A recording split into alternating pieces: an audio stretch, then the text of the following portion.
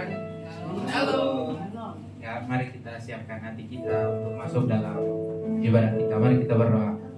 Bapa kami di surga, pada nama Tuhan Yesus Kristus, terima kasih Tuhan, Kau telah menyertai kami dari tempat kami masing-masing. Tuhan, tibakan kami di sini untuk memuji, memuliakan nama Tuhan serta mendengarkan firman Tuhan.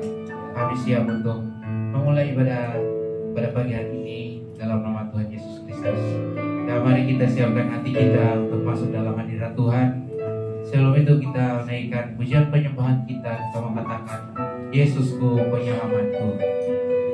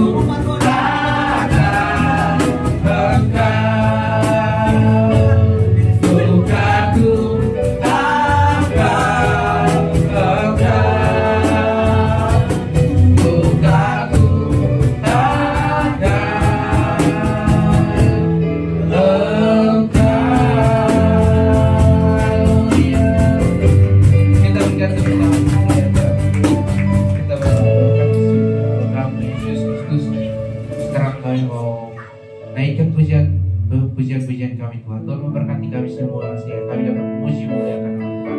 Kami siap memuji nama Tuhan dalam nama Yesus Kristus.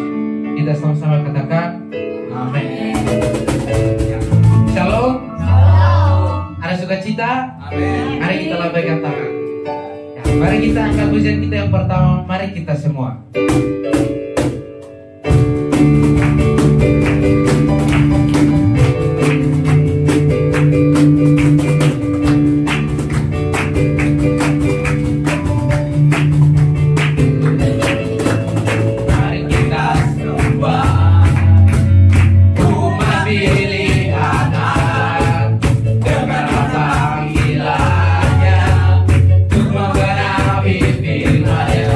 Sekaranglah waktu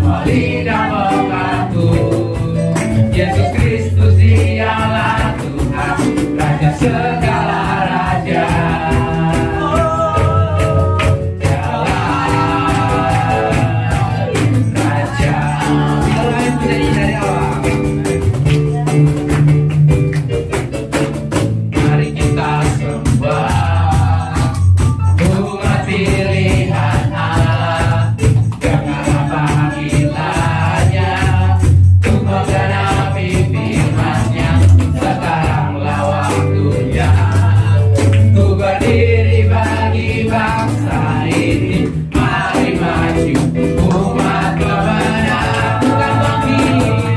Bukan bangkit, nyatakan kemuliaannya.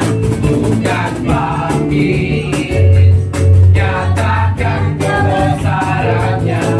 Sampai setiap lutut bertelut, semua lidah mengaku Yesus Kristus dialah Tuhan, Raja segala raja.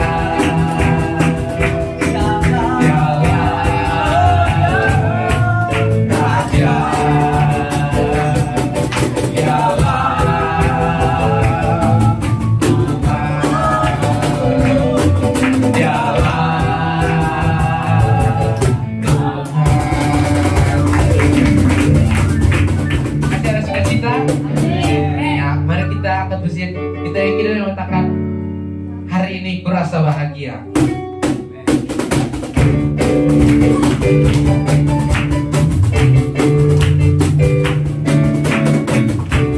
Hari ini kurasa bahagia, berkumpul bersama saudara seiman.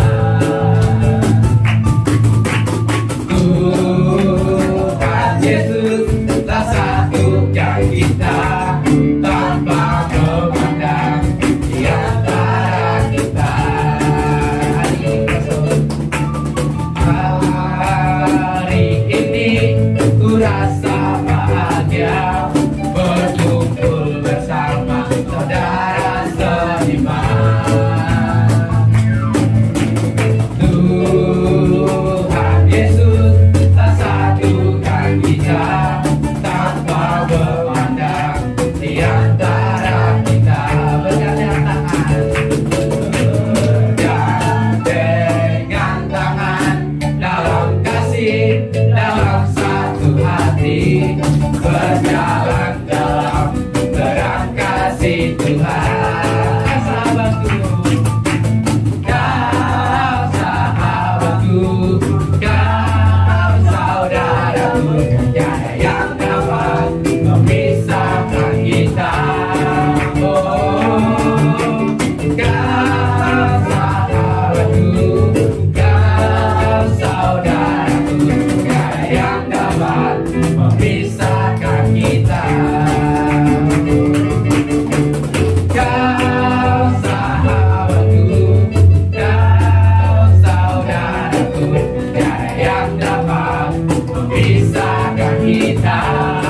Oh, kau sahabatku, kau saudaraku, tiada yang dapat memisahkan kita. Tiada yang dapat memisahkan kita. Tiada yang dapat memisahkan kita. Kita berikan tepuk tangan yang paling meriah. Silakan cuma untuk duduk kembali.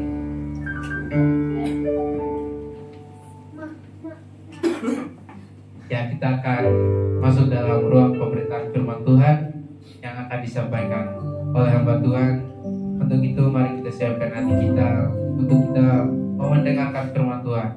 Sebelum kita mendengarkan firman Tuhan, mari kita mengangkat pujian penyembahan kita yang akan berikan ku hati seperti hatimu. Yesus,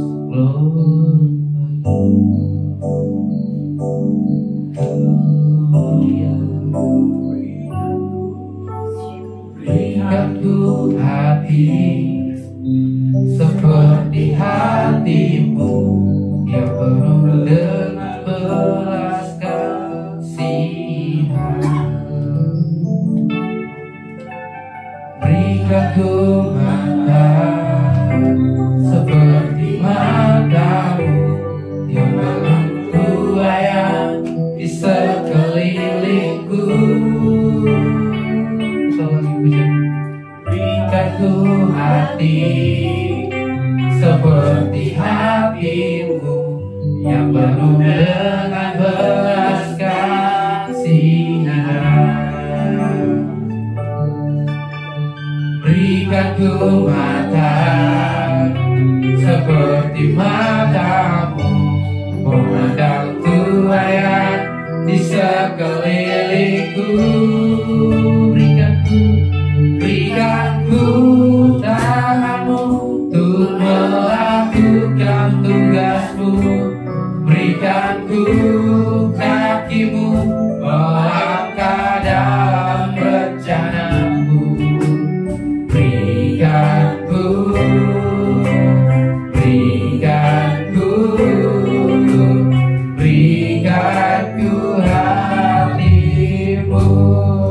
Kita lagi pujian pengibaran ini saja pun cuma untuk berdiri. Berikan ku hati seperti hatimu yang penuh dengan belas kasihan. Berikan ku mata seperti matamu, memandang Tuhan di sekelilingmu. Berikan ku tanganmu untuk melakukan tugasmu. Berikan ku kakimu melangkah dalam rencanamu. Berikan ku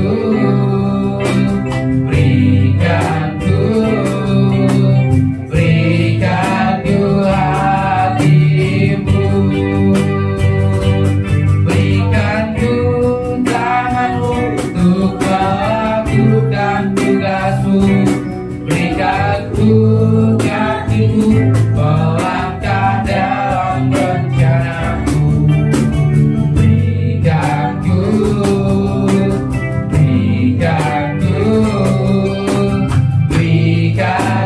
hatimu. Berikan ku tanganmu untuk melakukan tugasmu. Berikan ku kakimu melangkah dalam rencanamu. Berikan ku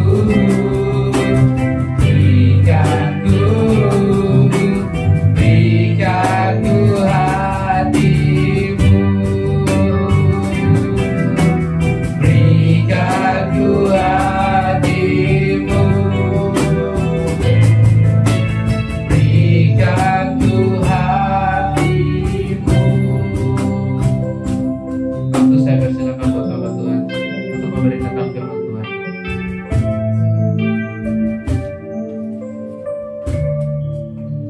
Benar Bapa, kami mau mengikuti kehendak Tuhan. Hatimu, pikiranmu, perasaanmu Tuhan, biar Kau berikan kepada kami, sehingga kami sungguh-sungguh memahami dan mengerti akan rencana dan kehendak Tuhan atas hidup kami.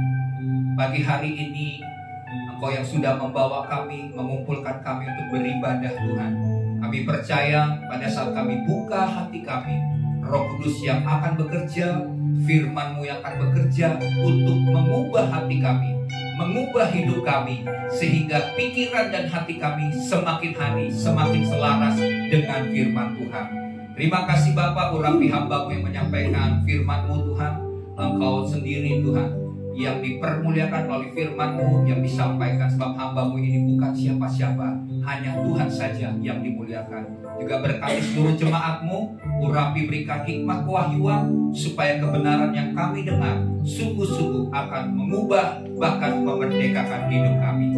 Berbicaralah ya Tuhan, sebab kami hamba-hamba-Mu siap mendengarkannya. Dalam nama Tuhan Yesus, semua yang siap bersama-sama katakan amin. Puji Tuhan. Shalom. Selamat hari ulang tahun Republik Indonesia ya, yang ke-80 tahun. Amin. Kita percaya bahwa kita ada sampai hari ini semua karena anugerah Tuhan. Sebab itu mari kita sama-sama ucapkan 3 kali merdeka ya. 1, 2, 3. Merdeka, merdeka, merdeka. Mantap ya. Oke, hari ini jemaat Tuhan, Ini bukan perkara kebetulan di hari Minggu ini jatuh pada tanggal 17 Agustus ya. Dan di tanggal 17 ini kita memperingati ke-80 tahun kemerdekaan. Dan tema khotbah hari ini adalah mencintai tanah air. Ya, mari bersama-sama ucapkan tema ini bersama-sama dengan saya. 1, 2, 3. Mencintai tanah air. Oke, kita akan baca firman Tuhan yang jadi dasar di dalam Nehemia pasal yang pertama. Nehemia pasal yang pertama ayat 1 sampai dengan ayat yang ke-11.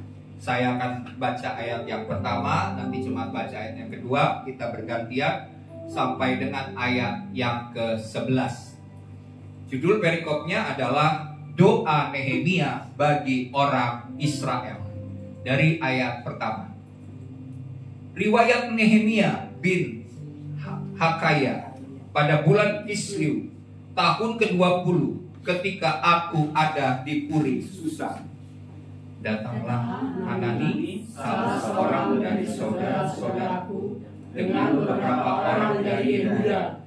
Aku menanyakan mereka tentang orang-orang Yahudi yang terluput, yang terhindar dari penawanan, dan tentang Yerusalem. Kata mereka kepadaku, orang-orang yang masih tinggal di daerah sana, yaitu di Yerusalem, yang terhindar dari penawanan, ada dalam kesukaran besar dan dalam keadaan tercela. Tembok Yerusalem telah terbongkar dan pintu-pintu gerbangnya telah terbakar. Ketika mendengar berita ini, duduklah aku menangis dan berkabung selama beberapa hari. Aku berpuasa dan berdoa kepada Allah semesta langit. Kataku, ya Tuhan Allah semesta langit, Allah yang maha besar dan dahsyat, yang berpegang pada perjanjian dan kasih setianya terhadap orang yang kasih kepadanya, dan tetap mengikuti perintah-perintahnya.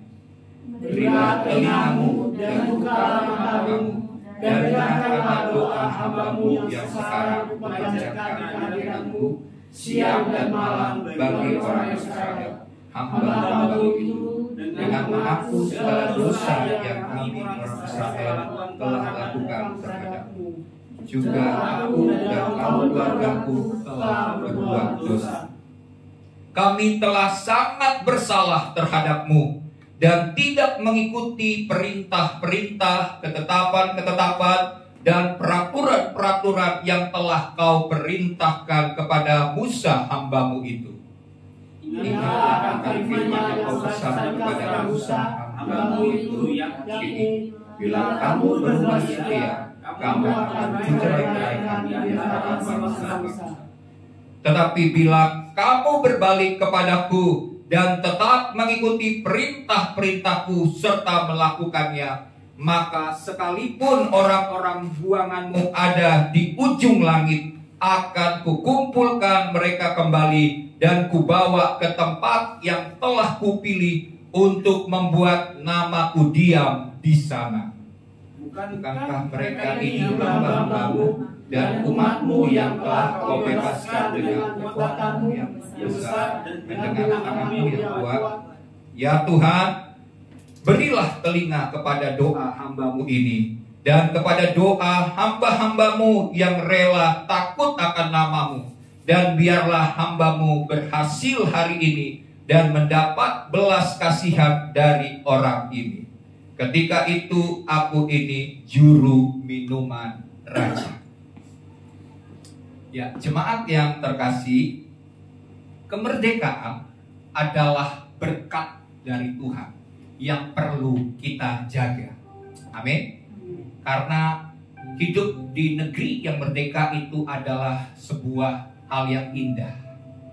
Karena masih banyak kita lihat beberapa negara terjadi peperangan, mengalami penjajahan. Kalau mengalami peperangan kan itu sangat merugikan ya. Nggak ada hasil perang itu siapa yang menang, siapa yang kalah. Karena semuanya adalah kehancuran. Jadi kalau kita saat ini merdeka, sudah 80 tahun, ini adalah sebuah berkat. ini adalah sebuah anugerah yang perlu kita jaga supaya jangan sampai terjadi perpecahan, terjadi peperangan, ya. Sehingga kalau kita lihat di negara lain seperti di Palestina mungkin ya, atau beberapa negara di Afrika, ini masih berperang sampai sekarang. Ya, jadi ini sebuah anugerah, ini adalah sebuah berkat Tuhan. Dan untuk menjaga negara kesatuan Republik Indonesia yang kita kasih ini supaya tetap aman, jauh daripada peperangan, maka kita harus memiliki cinta akan tanah air. Amin. Jadi bukan saja tugas negara untuk mengajak seluruh rakyat mencintai tanah airnya, tapi ini juga adalah perintah daripada firman Tuhan untuk semua rakyat, yaitu umat Tuhan, gereja Tuhan, orang-orang percaya untuk juga mencintai tanah airnya. Kalau kita tidak mencintai negeri kita sendiri, maka negeri ini akan hancur. Kalau tidak ada orang-orang benar yang berdoa, yang mempertahankan, menjaga wilayah negara kesatuan Republik Indonesia, maka negara ini juga sudah lama terpecah belah. Karena kalau mau dipikir negeri ini, Indonesia ini, kepulauan ini kan sangat luas kan, dari Sabang sampai Merauke, dari Pulau Miangas sampai Pulau Rote. Ini ada berapa suku? Sangat banyak. Bahasanya juga bermacam-macam. Setiap suku punya bahasa yang berbeda-beda. Dan untuk menyatukannya ini harus pakai satu bahasa, yaitu bahasa Indonesia. Dan ini nggak mudah. Bagi negara-negara lain, ini Indonesia ini merupakan sebuah keajaiban. Karena kenapa? Bisa bersatu dari berbagai macam suku, bangsa, dan bahasa. Tapi bisa dipersatukan menjadi satu bangsa. Negara lain beda bahasa saja, beda wilayah saja, masalah etnis, ya, masalah agama juga bisa berperang satu dengan yang lain. Padahal masih satu negara, bisa pecah menjadi beberapa negara. Ya, jadi di sini kita lihat Indonesia, kita bersyukur ini adalah berkat dan anugerah Tuhan. Dan tugas kita orang Kristen adalah menjaga kemerdekaan dengan sungguh-sungguh. Ya. Nah, sekarang pertanyaannya, untuk itu kita perlu memiliki sikap cinta akan tanah air. Nah, sikap cinta tanah air itu seperti apa? Apakah sikap cinta itu adalah waktu kita mengikuti upacara bendera yang diadakan setiap tanggal 17 Agustus, itu bukti kita cinta kepada tanah air? Atau misalnya kita ikut menyanyikan lagu kebangsaan setiap tanggal 17, atau kita sering menyanyikannya pada waktu nonton bola, tanah airku, ya kan? Indonesia kan waktu main bola lewat luar negeri, ini ada sebuah ritual khusus bagi supporter Indonesia untuk nyanyi lagu tanah air. Atau mungkin kita sudah menghafal Pancasila dari sila pertama sampai sila kelima, itu adalah bukti kita sudah mencintai negeri kita tercinta. Bukan sekedar itu, tapi cinta tanah air itu adalah sikap hidup, tindakan yang aktif, tindakan yang nyata yang dilakukan oleh kita bagi negeri tercinta. Ya, dan itu didasari, itu dilandasi oleh kasih kepada Tuhan. Waktu kita mengasihi Tuhan, tentunya kita juga mengasihi bangsa kita. Amin. Kalau kita tidak mengasihi Tuhan, bagaimana mungkin kita bisa mencintai negeri kita dan bangsa kita? Karena kasih daripada Tuhan itu akan membuat kita juga mencintai negeri kita. Sekalipun kita berbeda suku, ya, sekalipun kita mungkin berbeda agama, kita satu. Karena Tuhan sudah mempersatukan kita. Amin. Jadi negara Republik Indonesia. Nah, oleh sebab itu kita belajar, ya, Nehemia meski berada di pembuangan, dia berada di kerajaan Persia, dia tidak berada di Israel, enggak. Dia di tempat yang jauh, tepatnya di Puri Susan. Waktu dia berada di sana, dia menduduki sebuah jabatan, yaitu juru minum raja. Tapi sekalipun dia jauh di negeri seberang dari bangsa Israel, hatinya tetap cinta kepada negeri.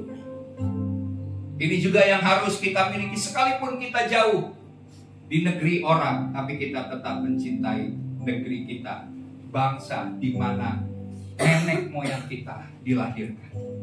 Ya, oleh sebab itu, mari kita mau tahu bagaimana mencintai bangsa ini dengan benar. Amin. Kita mau mencintai negeri ini berdasarkan firman Tuhan, supaya kita tidak salah bagaimana kita mencintai negeri ini. Ya, mari kita belajar dari siapa? Nehemia, seorang tokoh yang mengasihi tanah airnya, bukan dengan kata-kata, tapi lewat doa, lewat tindakan, dan lewat sebuah pengorbanan yang besar. Ya, ini adalah ciri dan juga prinsip yang harus kita teladani dari kehidupan Nehemia.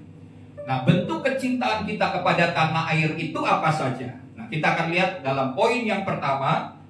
Yang pertama adalah kita cinta tanah air itu dimulai dari kepedulian dan doa. Di dalam ayat yang ketiga dan di dalam ayat yang keempat dalam Nehemia 1 ayat 1 tadi saya akan baca ya sebentar. Kata mereka kepadaku, ini ada orang dari Israel cerita kepada Nehemia, mereka berkunjung di kerajaan Persia, ketemu dengan Nehemia karena Nehemia adalah keturunan Yahudi di sana. Orang-orang ini berkata kepada Yeremia, orang-orang yang masih tinggal di daerah sama, yaitu di Yerusalem, yang terhindar dari penawanan, jadi bangsa Israel mengalami penawanan dan segala macam kesusahan, ada dalam kesukaran yang besar dan dalam keadaan tercela. Tercela itu berarti hidupnya terhina. Bahkan namanya dijajah, negara itu akan mengalami masa-masa jadi budak, gitu ya. Masa-masa yang susah, masa-masa yang berat. Terus dikatakan lagi, tembok Yerusalem telah terbongkar dan pintu-pintu gerbangnya telah terbakar. Berarti kalau sebuah kota Yerusalem ini ada tembok yang menjaga, melindungi, kalau tembok itu sudah runtuh, sudah hancur, maka kapan saja bangsa-bangsa lain bisa menyerang dengan mudah dan menghancurkan, bahkan membinasakan orang-orang Israel. Jadi ada sebuah kesulitan yang sangat besar. Ya. Ketika ku dengar berita ini, apa respon daripada Nehemia? Duduklah aku menangis dan berkabung selama beberapa hari. Jadi waktu dia dengar, dia nggak berkabung cuma 1 hari. Waktu dia dengar berita tentang keadaan negeri dan bangsanya, dia berkabung beberapa hari. Aku berpuasa dan berdoa ke hadirat Allah semesta langit. Jadi di sini slide-nya kita lihat, Nehemia mendengar kabar bahwa bangsanya itu hidup dalam kesulitan. Yerusalem sedang hancur. Tapi apa reaksi daripada Nehemia ketika mendengar berita demikian? Dia tidak bersikap acuh. Ya, dia tidak menutup mata atau dia tidak bersikap masa bodoh dengan situasi yang terjadi di negerinya, di Israel. Tapi apa yang dia lakukan? Dia membuka hatinya. Dia peduli dengan kondisi bangsanya. Bahkan dikatakan di sini reaksi daripada Nehemia, dia menangis. Ini kalau orang enggak punya beban cinta kepada tanah air, waktu dia tahu negerinya sedang hancur, negerinya sedang terjadi kerusakan, negerinya sedang mengalami penderitaan yang berat. Kalau dia tidak punya beban, dia sudah nyaman di negeri orang, dia punya posisi yang enak. Juru minuman raja ini bukan sekedar pembantu, bukan. Juru minuman raja ini posisi yang sangat penting. Karena kenapa? Karena sebelum raja menikmati minuman yang disajikan oleh siapapun atau dia yang menyajikan, dia harus minum terlebih dahulu. Karena bisa saja minuman yang diberikan ini adalah minuman yang beracun, yang bisa membunuh raja. Jadi nyawanya adalah dia serahkan Dia rela mati demi rajanya. Jadi ini posisi yang tinggi. Dia berada dalam tempat kehormatan di dalam kerajaan Persia. Dan waktu dia mendengar reaksi daripada Nehemia, dia menangis. Seorang pemimpin, dia menangis. Terus nggak cukup sampai situ, dia berkabung. Habis dia berkabung, dia berpuasa. Ini luar biasa.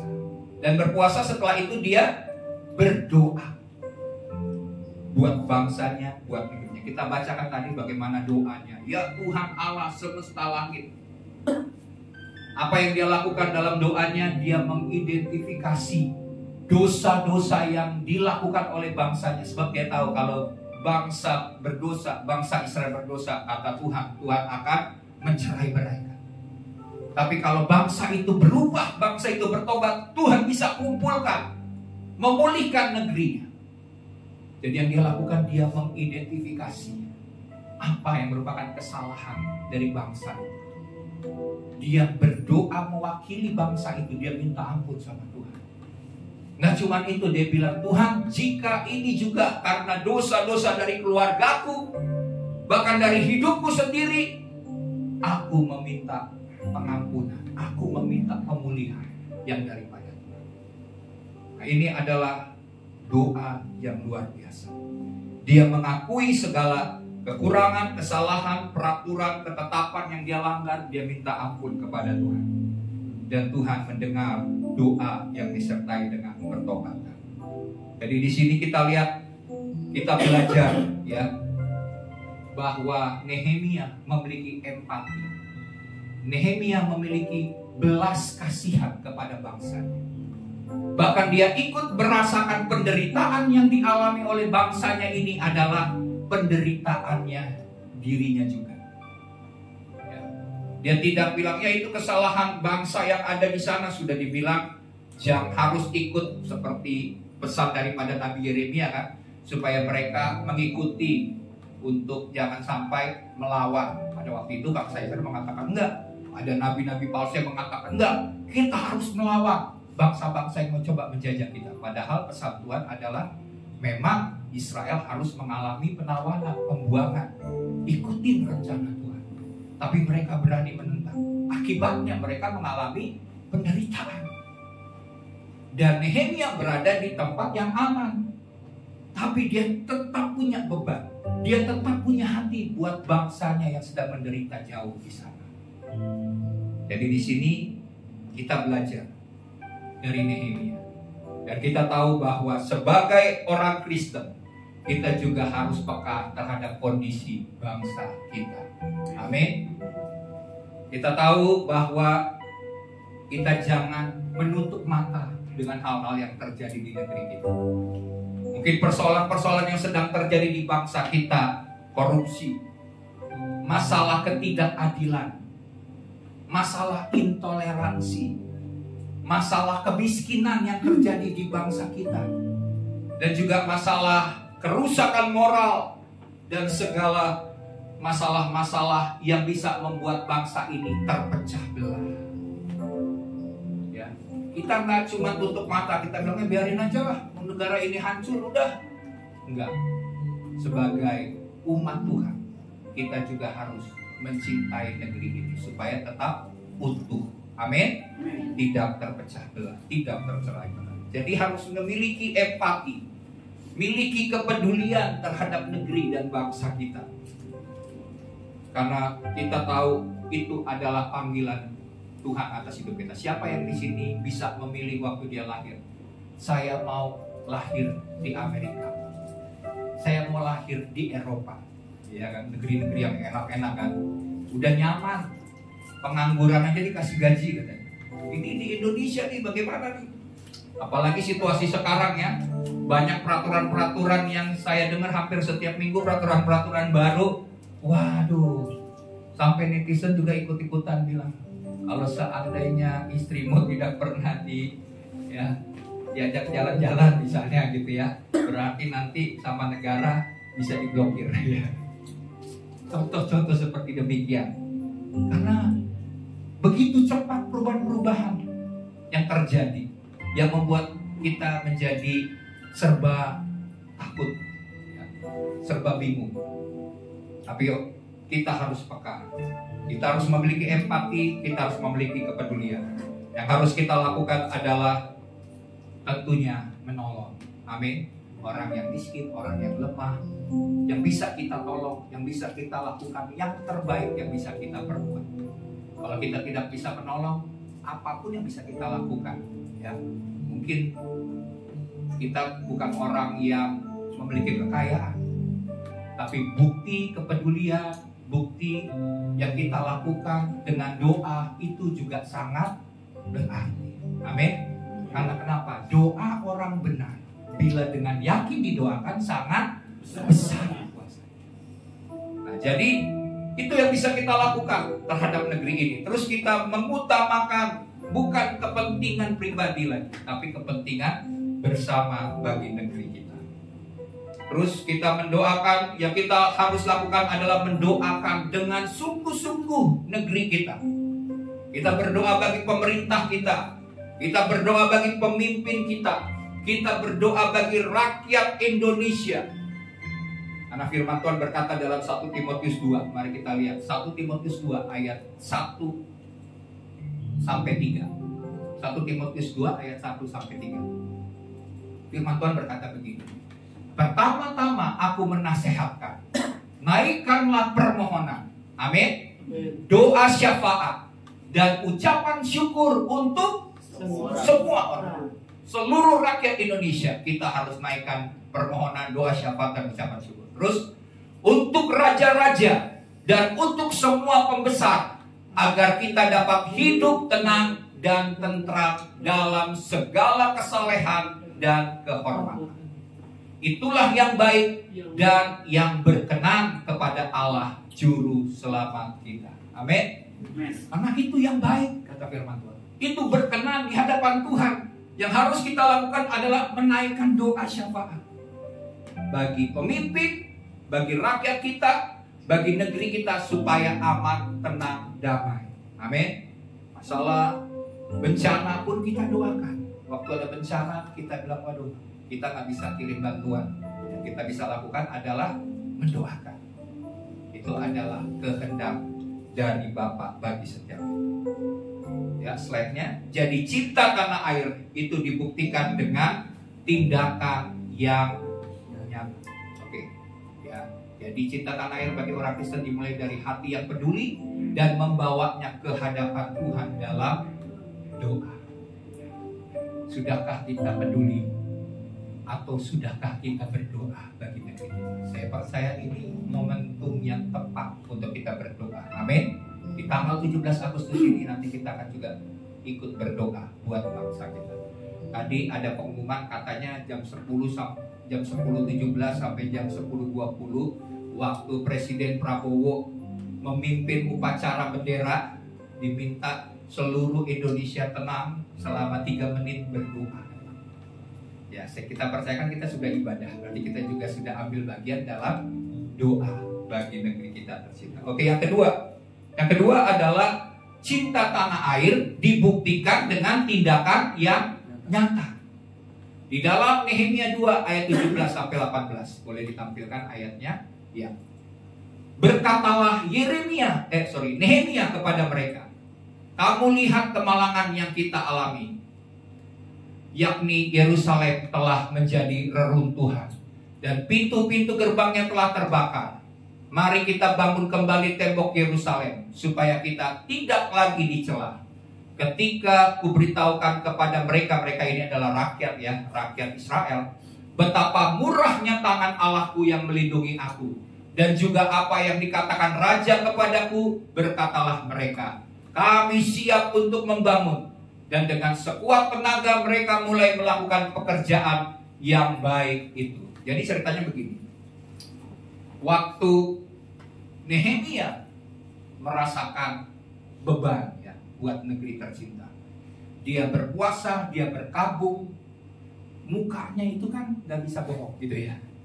Waktu dia sedang mengalami beban yang berat, orang kan kalau muka yang beban berat kan kadang-kadang nggak bisa nggak bisa nutupin gitu ya. apalagi bebannya terlalu berat. Tapi ada juga yang pintar nutupin mukanya supaya kelihatannya nggak ada masalah. Tapi Nehemia saking dia merasakan beban buat negeri yang dia cintai ini, tentunya Tuhan yang taruh beban itu dalam hati Nehemia. Waktu dia rasakan beban itu, raja melihat, mestinya sebagai seorang hamba, dia nggak boleh memperlihatkan muka yang murung waktu ketemu dengan raja, betul kan? Karena pasti raja nggak suka orang lagi sukacita, lagi dikasih minumannya tentu minuman anggur yang terbaik, masa yang ngasih mukanya sedih gitu kan? Nggak mungkin. Tapi apa yang dilakukan karena dia nggak bisa nutupin, dia tentunya sudah berdoa beberapa hari. Tuhan, bagaimana nih? Apa yang harus saya perbuat? Tuhan yang taruh beban itu kepada saya. Apa yang harus saya perbuat dengan situasi di negeri Israel, di bangsa Israel? Nah, waktu raja melihat mukanya Nehemia yang murung, dia bertanya, apa yang engkau sedang alami? Akhirnya, waktu ditanyakan begitu, Nehemia nggak langsung jawab. Tapi apa yang dilakukan oleh Nehemia? Dia berdoa sama Tuhan.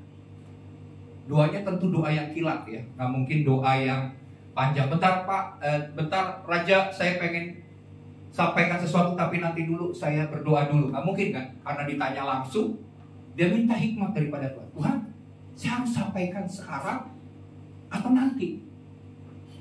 Tapi Tuhan gerakkan dia untuk bicara.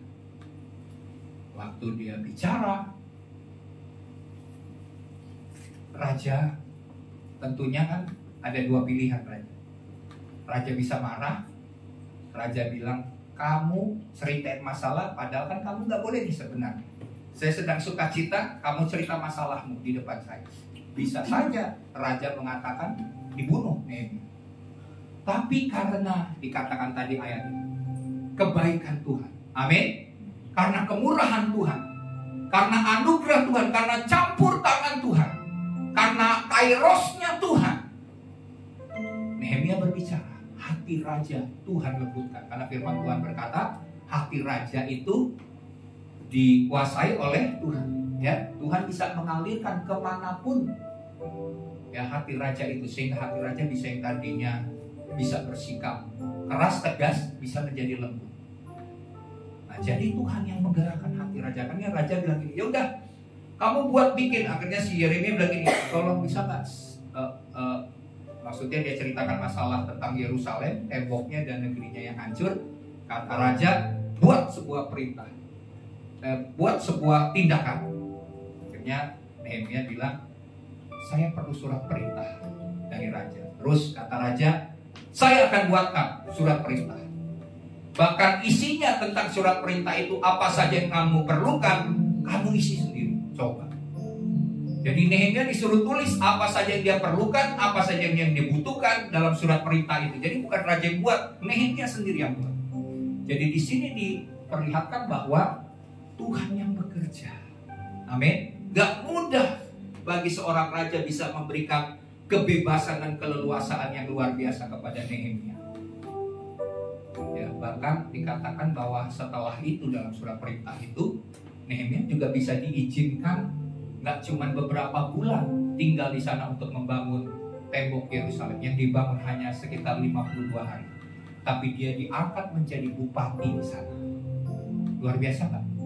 Diangkat jadi bupati di sana dan jadi pemerintah di sana. Selama berapa? 12 tahun. Padahal dia orang kepercayaan raja. Bagi raja ini, raja masih mengharapkan dia kembali. Tapi karena dia tahu dan Tuhan yang menggerakkan hati raja, Tuhan kalau sudah buka jalan, amin, tidak ada yang mustahil. Dia gerakkan hati raja sehingga raja boleh melakukan seperti yang Tuhan kehendaki. Ya, jadi di sini kita lihat Nehemia tidak hanya berdoa, tapi ia memimpin pembangunan kembali tembok Yerusalem. Artinya dia melakukan tindakan nyata. Dia jadi pemimpin sehingga Yerusalem, kotanya, temboknya bisa dibangun. Terus slide berikut.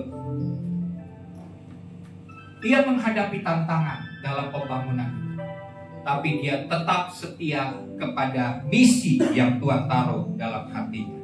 Jadi di sini Nehemia membuka mata dan hatinya bagi bangsa. Dia lihat reruntuhan yang terjadi dan sikapnya adalah dia mengakui akan realitas dan mengajak orang-orang rakyatnya untuk ikut peduli. Coba lihat, Nehemia nggak berkata kepada rakyat waktu dia dapat surat perintah, dia menghadap ke rakyat di sana, rakyat Israel di Yerusalem. Nehemia nggak bilang gini, saya akan bangun tembok Yerusalem yang sudah runtuh. Enggak. Tapi dikatakan, mari kita bangun bersama-sama. Amin. Mari kita bangun kembali tembok yang sudah roboh, yang sudah runtuh. Jadi dia mengajak seluruh rakyat, dan rakyat semuanya turut mendukung, bekerja sama membangun tembok yang sudah runtuh itu. Jadi di sini dia menggerakkan rakyat untuk bekerja sama. Jadi di sini Nehemia juga memberikan sebuah kesaksian. Dia menegaskan bahwa kalau bukan tangan Tuhan, hal ini tidak akan bisa terjadi. Dan dia sampaikan kepada rakyat, tangkap kairosnya Tuhan. Karena ini adalah situasi yang di luar dari hal yang di luar nalar. Jadi kalau Tuhan sudah melakukan hal ini, bagian Tuhan sudah lakukan, bagian kita apa yang harus kita lakukan. Amin. Ambil bagian untuk membuat negeri ini sejahtera. Ya. Jadi respon rakyat adalah mereka berkomitmen untuk bekerja. Kita pun dipanggil untuk memberikan kontribusi nyata untuk bangsa. Sekecil apapun peran kita dipanggil Tuhan. Amin. Nah, sebagai orang Kristen tentunya kita harus jujur untuk mengakui kondisi yang rusak yang sedang terjadi di bangsa kita. Dan kita tahu bahwa kita terus harus membangun kembali hal-hal yang terjadi di bangsa ini yang sudah runtuh. Amin. Kita turut peduli, kita terus turut memperhatikan. Jadi kita bersatu membangun, bukan untuk memecah belah. Dan tindakan nyata sehari-hari yang bisa kita lakukan adalah begini, contoh nyatanya. Misalnya gini, sebagai warga negara yang baik, yang harus kita lakukan adalah mentaati aturan-aturan dari hukum. Jangan melanggar hukum. Ya kan, kalau masalah di Jakarta aja lah, kalau misalnya ada kesempatan lampu merah bisa dilanggar, betul kan? Jalan yang satu arah bisa dilanggar sehingga menimbulkan kemacetan. Nah, hal-hal yang sederhana, hal-hal yang kecil ini, kalau kita sebagai orang Kristen taat kepada hukum, maka negeri ini juga akan menjadi lebih baik. Amin. Karena ada orang-orang yang taati hukum. Tapi kalau orang Kristen juga ikut ambil bagian untuk melakukan hal-hal yang melanggar hukum, maka negeri ini juga lama-lama akan menjadi negeri yang tidak tertib. Negeri yang hancur, yang gak ada aturan. Setiap kali dibuat aturan, dilanggar. Dan yang melanggar bahkan adalah anak-anak Tuhan sendiri. Jadi kita mulai belajar mentaati hukum. Amin. Dari perkara-perkara yang kecil. Karena itu akan menjadi sebuah budaya. Kenapa sekarang ini ada semacam budaya di bangsa kita, yang misalnya budaya negatif? Karena rakyatnya, hampir seluruh rakyatnya melakukan hal-hal yang demikian, sehingga menjadi budaya. Contohnya nih, kenapa orang Indonesia dianggap sama orang luar negeri, dianggap ini orang Indonesia ini santai, betul kan? Males. Karena kenapa? Karena kita ini merasa bahwa negeri kita ini kan kaya, betul kan? Ada lagunya kan? Bukan lautan, hanya kolam rusuh. Apa? Dan air dan gala itu menghidupimu. Ya ada, pokoknya kau temui, terus menghampiri dirimu. Cuma menghampiri, jadi kita gak perlu kerja.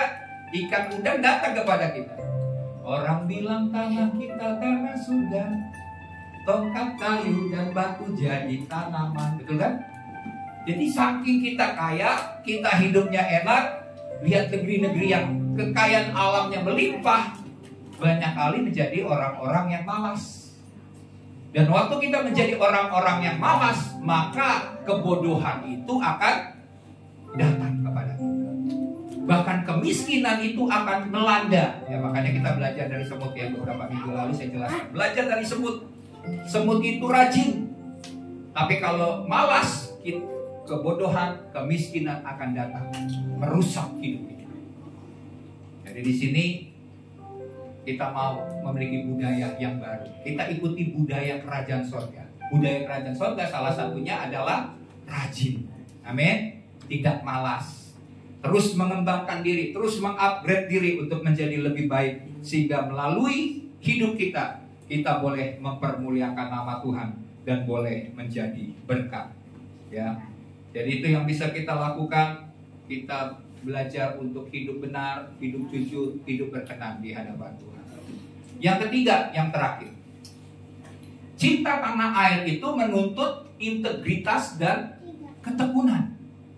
Kalau tadi cinta tanah air itu dibuktikan dengan tindakan nyata, tapi yang ketiga, cinta tanah air itu membutuhkan integritas. Amin.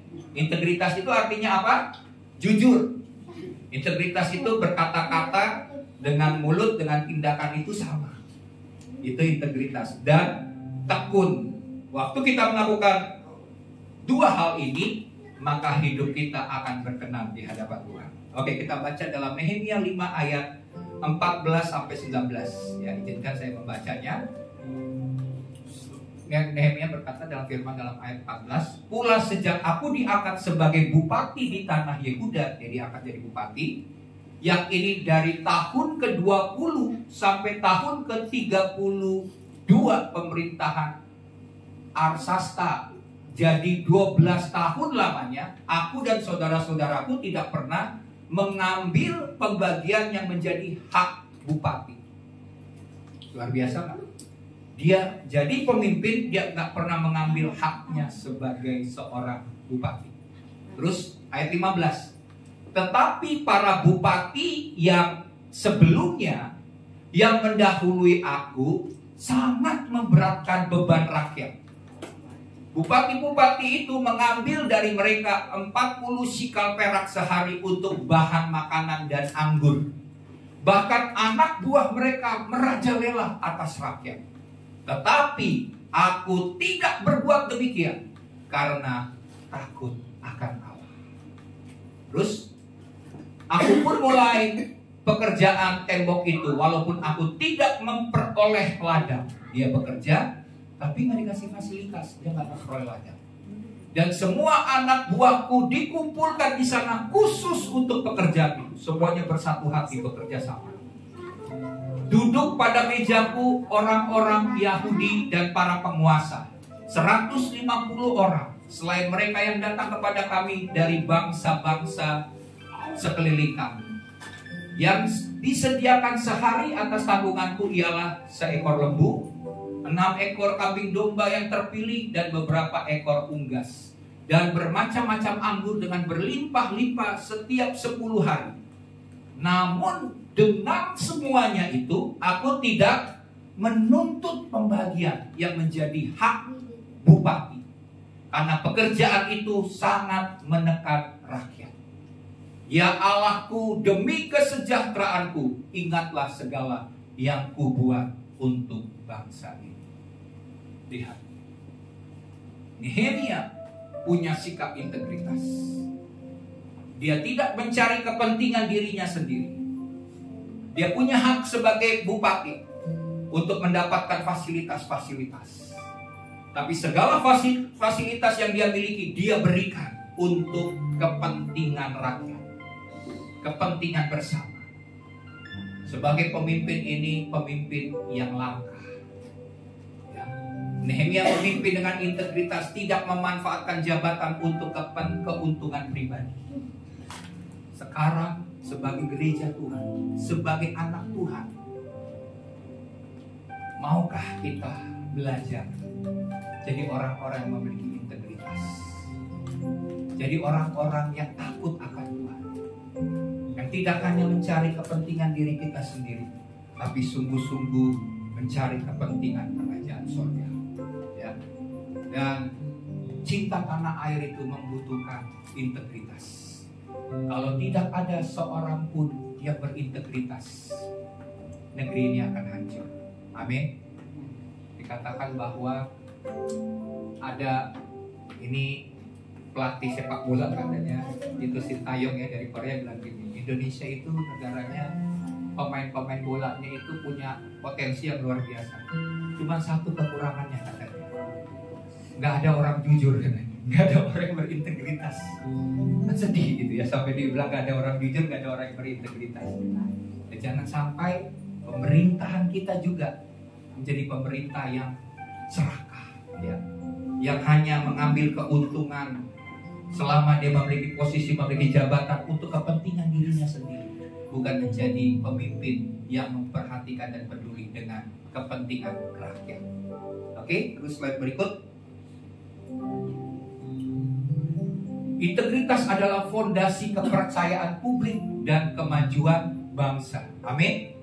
Kalau kita punya integritas, di situ orang akan percaya. Kalau kita dipercayai oleh orang, maka apa yang kita kelola, apa yang kita kerjakan akan menjadi berhasil dan maju. Amin. Tapi kalau seandainya kita tidak punya integritas, maka wilayah atau kota, bahkan usaha yang kita kerjakan tidak akan pernah bisa maju. Saya ingat begini, ada sebuah perusahaan, saya lupa perusahaan apa itu ya, tapi perusahaan yang terkenal di Amerika, dia ini memilih pekerja-pekerjanya ini bukan didasari oleh kepintaran. Kalau didapati pekerjanya atau sebuah karyawan punya posisi yang tinggi sekalipun, punya kepintaran yang luar biasa, tapi kalau dia lihat orangnya ini adalah toksik, ya, tidak berintegritas, kalau disuruh pilih katanya dia akan memilih, dia gantikan karyawan atau pemimpin, direktur yang pintar ini, yang hebat ini, yang cerdas, yang kreatif ini, digantikan dengan orang yang berintegritas. Ini nggak mudah, ini perusahaan besar. Dia bilang dia lebih memilih itu, dan itu dibuktikan di dalam perusahaannya. Jadi betapa pentingnya integritas. Indonesia butuh orang-orang berintegritas, dan itu dimulai dari orang percaya. Amin. Anak-anak Allah harus melakukannya. Jadilah warga negara yang taat hukum, jujur, dan dapat dipercaya. Jadi kita lihat di sini yang dilakukan oleh Nehemia, dia menunjukkan keteladanan sebagai pemimpin yang berintegritas. Dia penuh kasih kepada bangsanya. Dia tidak mencari keuntungan pribadi bagi dirinya sendiri. Bahkan dia menganggap bahwa bukan bagian dia untuk memperkaya dirinya sendiri, tapi dia tahu bahwa keuntungan yang dia alami ini dia lakukan untuk kepentingan rakyat. Jadi ia berbeda dengan bupati-bupati sebelumnya yang memberatkan rakyat dengan pajak dan beban yang berat kepada rakyat. Tapi dia berbeda. Sikap yang rela berkorban ini untuk kesejahteraan bangsanya itu dimiliki oleh Nehemia. Sehingga Nehemia fokus bekerja membangun tembok Yerusalem. Ya, dia fokus kepada visi, kepada misi yang Tuhan berikan untuk membangun Yerusalem, membangun tembok-tembok yang sudah runtuh. Jadi di sini dia membangun kerajaan, bukan kerajaannya sendiri. Dia membangun bukan untuk kekayaan pribadinya sendiri, tapi dia lakukan untuk rakyat. Bahkan di dalam ayat yang kita baca tadi, ia memberi makan banyak orang dari harta pribadinya sendiri, dari uangnya sendiri, karena dia mampu, dia tolong rakyat yang menderita. Jadi di sini kita lihat sikapnya ini adalah sikap yang memberi, sikap yang melayani, sikap yang menopang orang lain. Ini jenis pemimpin yang langka. Dia bukan hanya mencari pujian manusia, tapi yang dia cari adalah perkenanan Tuhan. Karena dia tahu kalau tidak ada orang yang jujur yang mau berdiri untuk membangun tembok Yerusalem. Dan tembok ini, kenapa tembok ini tidak bisa dibangun selama ini? Karena bupatinya nggak punya beban membangun itu, hanya mencari keuntungan pribadi. Dibiarkan temboknya itu runtuh, sehingga musuh-musuhnya kalau datang ya udah paling ambil jarahan. Tapi setelah diambil, nego dengan bupati-bupati itu, dikasih musuh-musuhnya itu, tapi dia membebani rakyat dengan pajak. Wah, ini kan suatu hal yang jahat sebenarnya, gitu ya.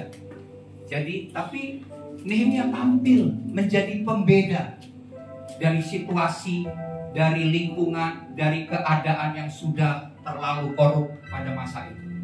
Dia tampil sebagai orang yang berbeda, dan itulah sikap yang demikian yang Tuhan cari di dalam kehidupan anak-anak Tuhan.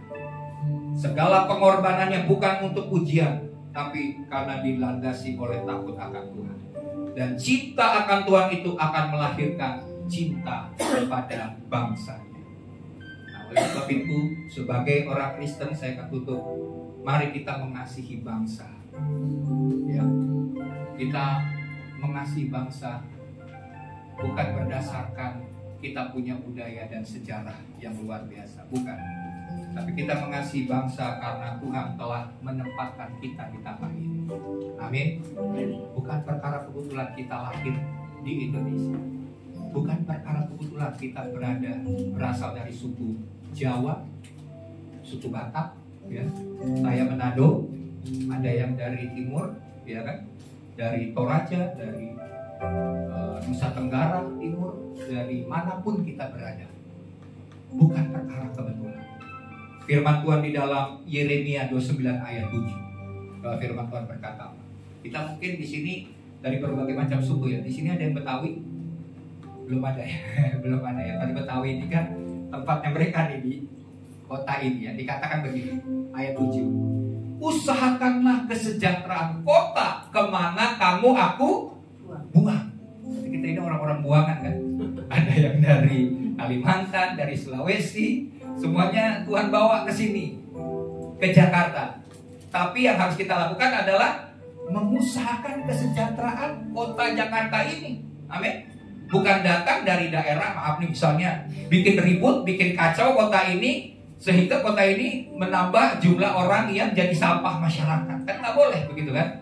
Kita harus datang, kita jadi berkat bagi kota di mana Tuhan bawa kita, seakan-akan Tuhan buang kita di kota Jakarta itu. Dan berdoalah untuk kota itu kepada Tuhan. Sebab kesejahteraan kota itu adalah kesejahteraan kamu juga. Amin. Jadi yang pertama, usahakan, ada tindakan. Yang mulai dengan taat hukum, perkara yang sederhana, yang kecil. Lakukan dengan benar, dengan integritas, dengan ketekunan, dan berdoa bagi kesejahteraan kota. Amin. Jadi kita doanya naik level ya. Jangan cuma sampai di doa pribadi, doa keluarga, tapi kita mau naik level, berdoa bagi bangsa, berdoa bagi kota. Amin. Karena itulah Tuhan panggil kita. Sebab kalau kita sejahtera, kota ini sejahtera, kita apa? Tapi kalau kota ini kacau, kota ini pecah, peperangan, pemberontakan, penjarahan, pembunuhan, waduh, kita yang menderita. Amin. Kita berdoa mengantisipasi situasi, kondisi yang jahat. Kita tolak segala rancangan jahat iblis, maka negeri ini aman. Karena kenapa? Ada orang-orang benar di kota ini, yaitu kita yang dipanggil untuk memberikan teladan dan hidup di dalam kebenaran. Ya, kita dipanggil untuk mendoakan pemerintah, kita dipanggil juga untuk mendoakan rakyat. Dan kita lihat, waktu kita berdoa sungguh-sungguh, negeri ini Tuhan pulihkan. Amin. Nehemia berdoa dengan kepada Tuhan, mengingatkan akan janji-janji Tuhan atas Israel. Demikian juga kita juga bisa berdoa, mengingatkan janji-janji Tuhan atas kota kita, janji-janji Tuhan atas Indonesia. Ada banyak nubuatan-nubuatan yang luar biasa atas Indonesia, atas kota-kota di mana Tuhan sudah melawat kota-kota itu dengan luar biasa. Kita berdiri berdasarkan janji Tuhan itu. Dan waktu kita berdiri atas janji Tuhan itu, kita akan lihat di generasi kita, bahkan generasi sesudah kita, mereka akan menuai hal-hal yang luar biasa atas Indonesia. Amin. Mari kita bangkit berdiri. Kita mau berdoa sebentar. Kita mau bersyukur buat negeri kita. Kita mau bersyukur kita ada di Indonesia. Kita ditempatkan Tuhan untuk jadi berkat di kota kita. Kita bersyukur buat rancangan-rancangan yang indah, rancangan-rancangan yang mulia yang Tuhan sediakan atas hidup kita melalui bangsa ini. sehingga hidup kita akan menjadi berkat. Indonesia akan maju. Jika kita melihat Korea Selatan pada 60 tahun yang lalu adalah kota yang miskin, negara yang miskin. Tapi dalam waktu singkat, 60-50 tahun kemudian, dia menjadi negara yang maju, negara yang sukses. Itu dimulai dari siapa? Dari orang-orang Kristen yang berdoa bagi kotanya. Dan mereka mulai bekerja keras, bukan jadi orang yang malas. Mereka sungguh-sungguh bekerja bersama-sama membangun negeri mereka, sehingga mereka menjadi negeri yang maju. Demikian juga biarlah di umur yang ke-80 tahun kemerdekaan negeri kita juga punya kerinduan yang sama, yang didasari oleh kasih kepada Tuhan, sehingga mengasihi, mencintai tanah air kita. Dan kita mau berintegritas, mau berdoa, mau mengusahakan kota, bahkan negara Indonesia untuk menjadi Indonesia yang sejahtera, Indonesia yang berdaulat, Indonesia yang bersatu, dan Indonesia yang maju oleh karena anugerah daripada Tuhan. Mari kita nyanyikan lagu ini sebagai doa kita. Haleluya. Terima kasih.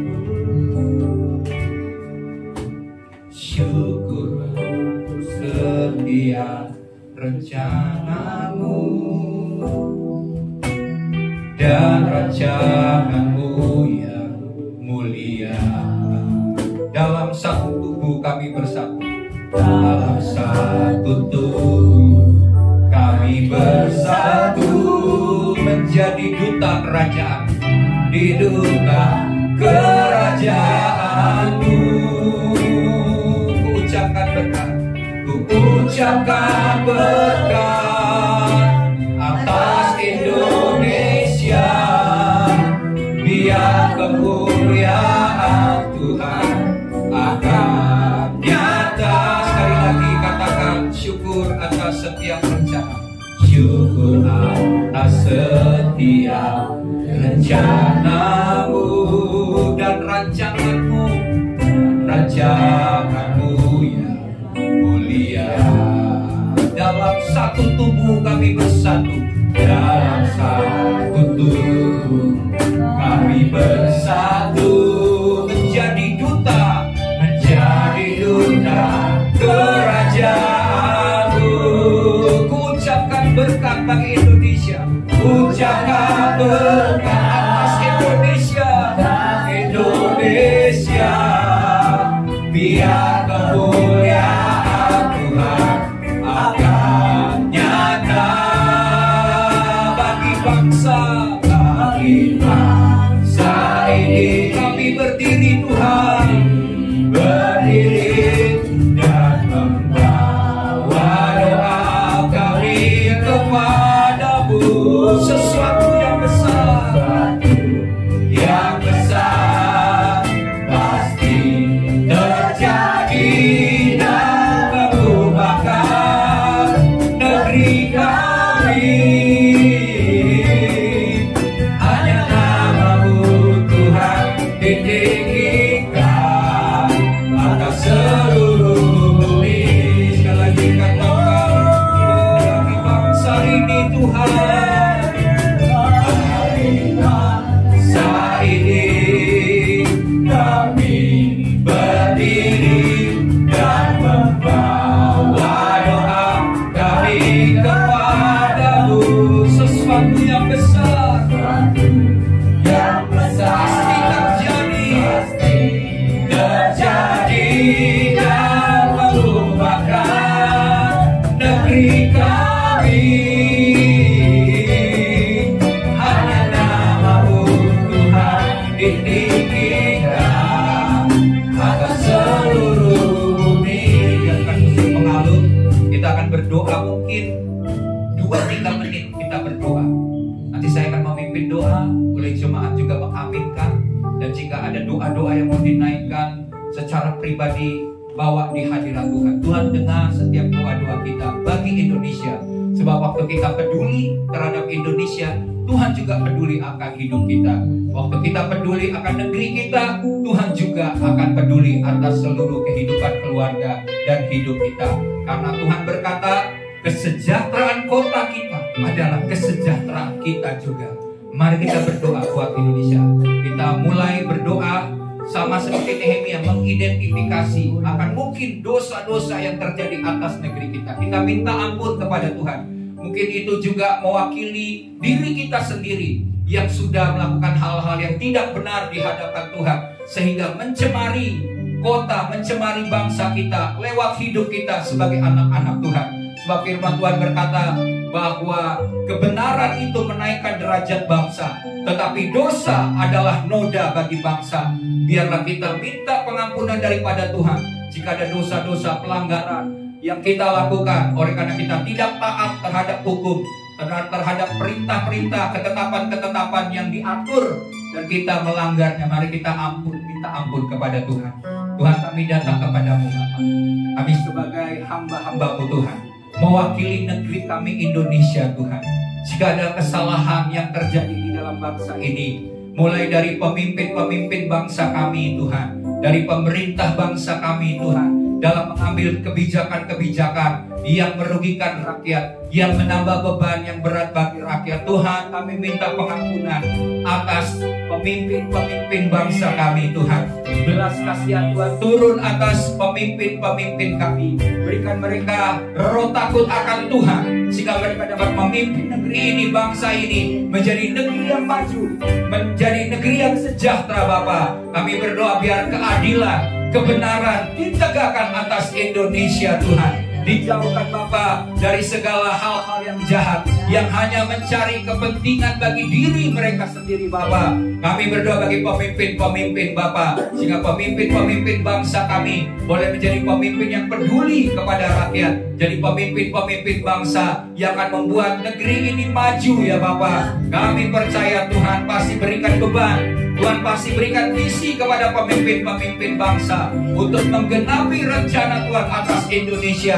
Oleh sebab itu Bapak, kami mensupport, kami mendukung pemimpin-pemimpin yang Tuhan telah pilih, yang Tuhan sudah tetapkan untuk membuat sebuah terobosan-terobosan yang baru, sehingga negeri ini akan menjadi negeri yang aman, tenang, sejahtera Tuhan, dan maju dalam nama Tuhan Yesus. Bahkan kami berdoa bagi rakyat bangsa negeri kami. Jika ada begitu banyak pelanggaran, ada begitu banyak pemberontakan, ada begitu banyak hal-hal yang dilakukan Bapak yang bisa memecah belah bangsa kami oleh karena masalah uang, masalah suap, atau masalah apapun, kami berdoa Tuhan, kami minta pengampunan atas rakyat kami, atas bangsa kami, bahkan atas hidup kami Bapak, yang seringkali melakukan hal-hal yang tidak benar dan tidak berkenan di hadapan Tuhan. Kami minta pengampunan, biar darah Yesus membasuh kami, darah Yesus membasuh akan negeri kami, dari Sabang sampai Merauke, dari Pulau Miangas sampai Pulau Rote, dalam nama Tuhan Yesus Kristus. Biar Tuhan bersihkan negeri ini, Tuhan kuduskan negeri ini, dan kami berdoa biar shalom daripada Tuhan turun atas Indonesia. Ini doa sepakat kami yang kami minta di hadapan Tuhan. Kami percaya doa-doa kami akan naik sampai ke hadirat Tuhan, dan akan senantiasa diingat di dalam kekekalan bahwa kami sudah ambil bagian di dalam doa bagi negeri kami, bagi bangsa kami. Di umur yang ke-80 tahun kemerdekaan negeri kami pada tanggal 17 Agustus ini, kami hamba-hamba-Mu Tuhan, yang mencatat kami di dalam kitab-kitab-Mu sebagai orang yang ambil bagian berdoa bagi negeri kami tercinta. Terima kasih Bapa, terima kasih Tuhan. Inilah doa permohonan, doa syafaat kami bagi pemimpin, bagi rakyat kami, karena kami mencintai negeri kami Indonesia. Terima kasih Tuhan, terima kasih Bapa. Haleluya, haleluya. Kita katakan, bagi bangsa ini, amin, kami berdiri dan membawa doa kami kepadamu. Sesuatu yang besar pasti terjadi dan mengubahkan negeri kami. Hanya nama-Mu Tuhan ditinggikan.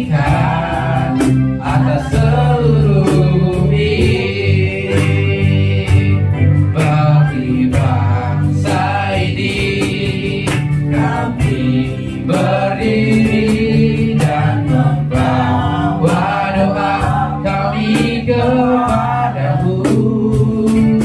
Sesuatu yang besar pasti terjadi dan mengubahkan negeri kami. Hanya namamu Tuhan ditinggikan atas seluruh bumi.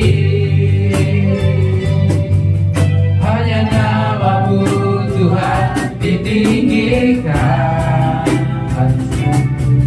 Hanya namamu Tuhan ditinggikan.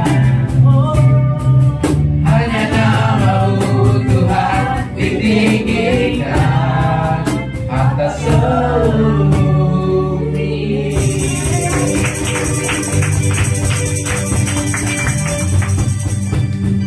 Terima kasih Tuhan, silakan duduk. Tuhan Yesus memberkati. Terima kasih Tuhan, terima kasih juga atas sahabat Tuhan yang telah memberitakan firman Tuhan serta membawa dosa kita kepada Tuhan. Ya, kita akan memberi persembahan kita. Sebelum itu kita naikkan pujian kita yang mengatakan kasih setiamu nyata bagimu. Selamat memberi, Tuhan Yesus memberkati.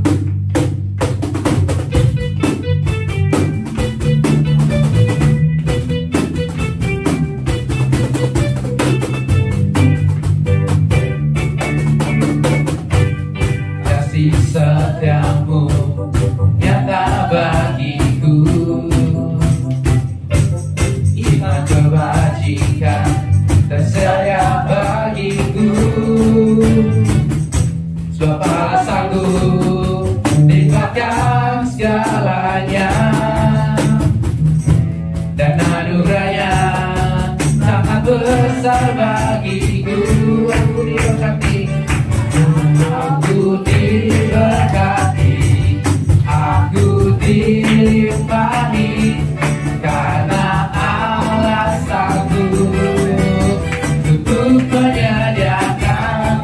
Aku diberkati, aku dilimpahi atas sempurna anugerah Tuhan bagiku.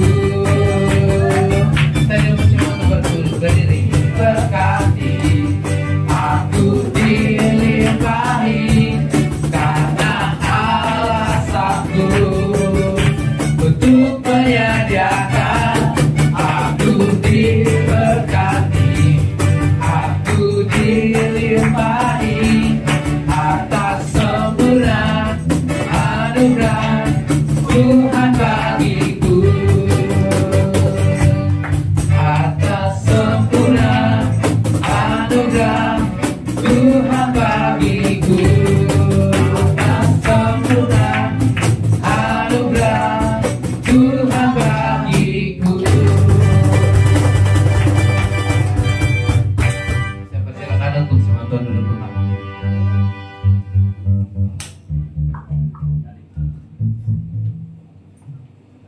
Mari kita akhiri ibadat kita pada siang hari ini. Mari kita mengangkat pujian kita yang mengatakan bagi bangsa ini.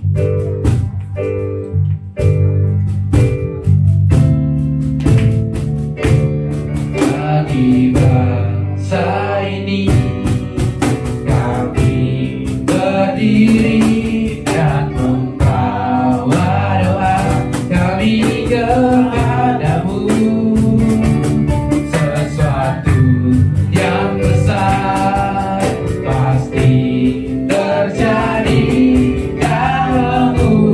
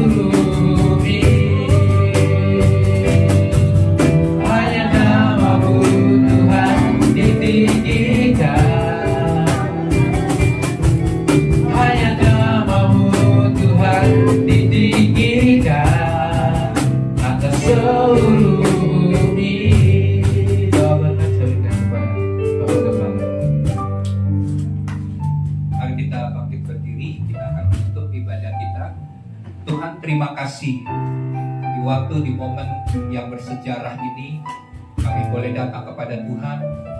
Engkau tahu segala hal atas bangsa kami. Bahkan terlebih lagi Engkau mengetahui segala keberadaan hidup kami, Tuhan.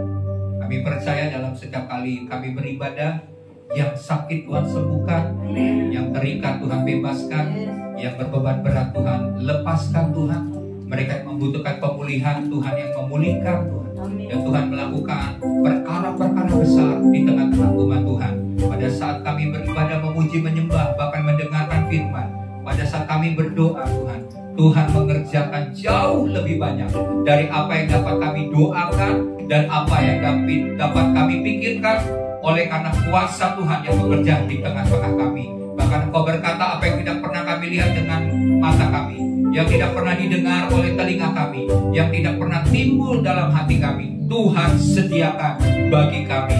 Kami percaya Tuhan, sebab Engkau adalah pemelihara hidup kami, Engkau adalah penolong yang setia, Engkau bekerja tepat pada waktunya Tuhan. Kami percayakan hidup kami, seluruh pergumulan kami, persoalan dan masalah kami ke dalam tangan Tuhan. Kami tidak sanggup Bapa, dengan kekuatan kami sendiri kami tidak mampu. Tapi dengan kemampuan, dengan kekuatan, dengan anugerah, dengan berkat daripada Tuhan, maka kami percaya Tuhan yang mencukupi, Tuhan yang menyediakan, dan Tuhan yang melakukan perkara besar atas hidup kami. Terima kasih Bapa, terima kasih berkati jemaat-Mu Tuhan. Mereka yang bekerja Tuhan berikan hikmat, mereka yang sekolah Tuhan berikan juga kepintaran, kecerdasan, dapat lulus, dapat menyelesaikan sekolah, kuliah mereka dengan baik Bapak. Kami juga berdoa Tuhan bagi mereka yang bekerja boleh terus berhasil, mereka boleh memiliki jabatan-jabatan yang baik, posisi yang meningkat, yang naik Tuhan sesuai dengan janji Tuhan. Tuhan berikan kami kesehatan untuk terus bekerja, dan kami percaya bahwa Tuhan akan memberkati segala hasil, segala buah tangan, kedua tangan kami Tuhan berkati Tuhan dengan berkat-berkat yang berlimpah-limpah. Terima kasih ya Bapak. Kami juga percaya Tuhan bagi jemaat yang sakit, kami percaya Engkau adalah Jehovah Rafa, Tuhan yang menyembuhkan segala sakit penyakit kami. Sebab bagi Tuhan tidak ada perkara yang mustahil. Maka berdoa biar berkat kesembuhan, kesehatan yang ilahi turun menjamah kehidupan dari seluruh jemaat Tuhan. Bahkan kami juga berdoa bagi keluarga-keluarga yang membutuhkan pemulihan hubungan antara suami istri, antara orang tua dengan anak, antara saudara dengan bersaudara. Tuhan pulihkan Bapak. Kasih Tuhan yang mempersatukan, kasih Tuhan yang menyempurnakan. Terima kasih Bapak, terima kasih Tuhan. Ada banyak perkara-perkara doa-doa kami yang kami bawa di hadapan Tuhan. Tapi kami tahu, Tuhan tahu, Tuhan mengenal hati kami, dan Tuhan pasti bukakan jalan yang terbaik. Sebab rencana Tuhan adalah yang terbaik atas hidup kami. Terima kasih Tuhan, terima kasih Bapa. Dan di penghujung daripada ibadah kami mau terima berkat daripada Tuhan. Mari kekasih Tuhan jemaat Tuhan, angkatlah tanganmu dan terimalah. Tuhan memberkati engkau, Tuhan melindungi engkau, Tuhan menyinari engkau dengan wajahnya dan memberikan engkau kasih karunia. Tuhan menghadapkan wajahnya kepadamu dan memberikan engkau damai sejahtera. Maka turunlah berkat daripada Bapa Surgawi, cinta kasih karunia, kasih setia daripada Tuhan Yesus Kristus, dan persekutuan dengan Roh Kudus yang akan menyertai hidupmu mulai daripada hari ini sampai kedatangan Yesus Kristus kedua kali menjemput setiap kita. Kita tidak kedapatan bercacat celah. Kita senantiasa berhasil. Janji-janji Tuhan digenapi dalam hidup kita. Bahkan Tuhan mengatakan kita akan senantiasa naik dan tidak pernah turun, menjadi kepala dan bukan ekor. Segala hal yang kami kerjakan Tuhan berkati dan membuat berhasil. Dan pada saat Tuhan datang, kami akan diangkat di awan-awan yang permai, dan kami akan tinggal bersama dengan Tuhan selama-lamanya. Semua yang sudah diberkati Tuhan bersama-sama katakan amin.